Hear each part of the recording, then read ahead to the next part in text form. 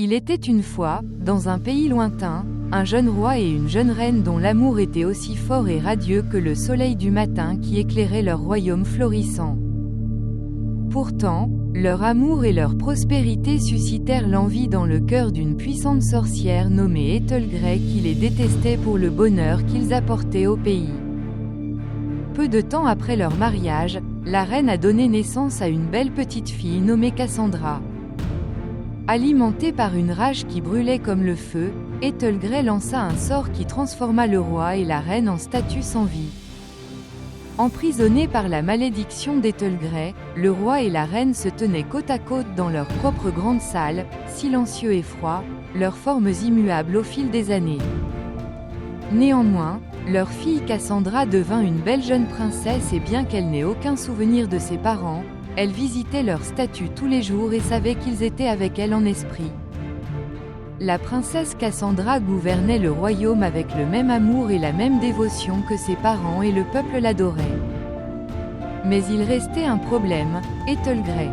La sorcière avait vu la princesse Cassandra passer du statut de bébé à celui de jeune femme rayonnante et, à chaque année qui passait, l'envie et la haine s'infiltraient plus profondément dans son cœur maléfique.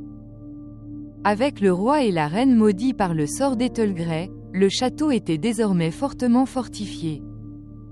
Et la princesse était sous la surveillance constante et vigilante de la garde royale. Frapper directement Cassandra ne serait pas une tâche simple. Mais Ethelgrey, intelligente et rusée comme toujours, a conçu un plan. Pendant ce temps, la princesse Cassandra, qui aimait se promener quotidiennement à travers le royaume en compagnie de sa garde royale, profitait du soleil un après-midi lorsqu'elle entendit des gémissements provenant d'un bois voisin.